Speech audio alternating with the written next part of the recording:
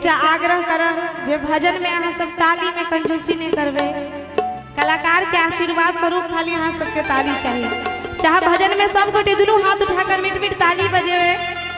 मैया एलौ तोरे द्वार पूजन बेरिया, मैया एलौ तोरे द्वार पूजन बेरिया। लाख धूप दीपार अरहुल कलिया, लाख धूप दीपार अरहुल कलिया। मैया एलौ तोरे द्वार पूजन बेरिया, मैया एलौ तोरे द्वार पूजन बेरिया।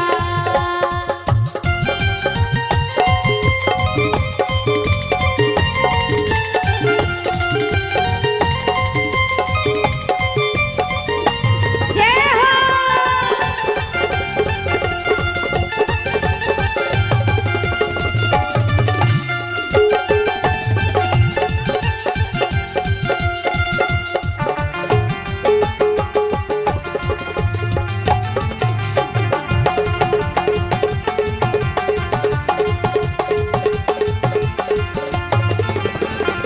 सब सखी झुम झुम मौरी चढ़ावे,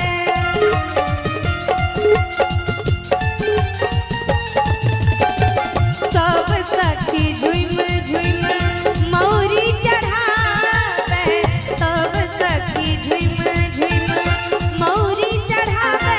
हम चढ़ दिया के लाल लाल सड़िया, हम चढ़ दिया के लाल लाल सड़िया।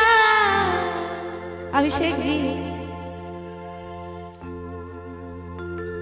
आया हमरा से झगड़ा नहीं करबै। नो अहाँ के सोचे के चाहिए ना, हम अहाँ से झगड़ा किया नहीं कर रहल छी ताली बजाबे।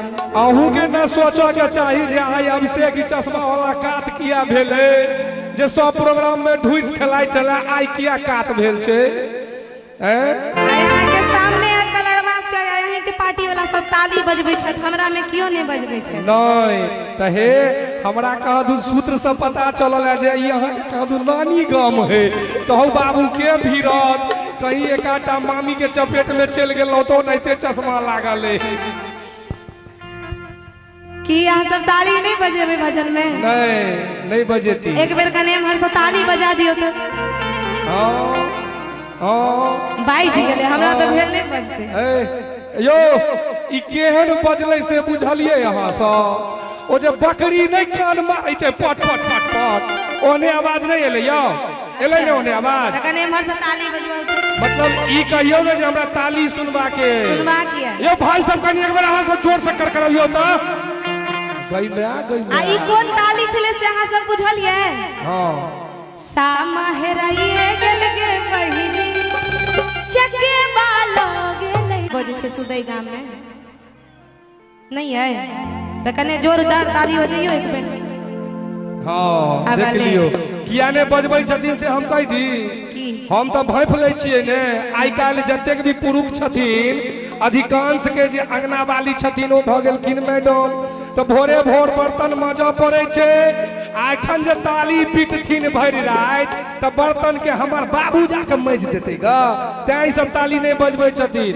एकटा खाली है ई भैया जे छै हिनका टा देखलिए ने है ताली आगू में सबके बजबै छथिन, हिनका सबके नहीं कहियो। नहीं लेकिन देख लियो एक बेर अहाँ अपनो पार्टी में कोशिश कर लिया, हमरा में ढुस नहीं खेलाओ। हाँ इमर रह दिया हमरा कने हमर से अहाँ सब से आग्रह भजन में सब गोटे दोनों हाथ उठा के ताली बजेबे। बाजू बाजू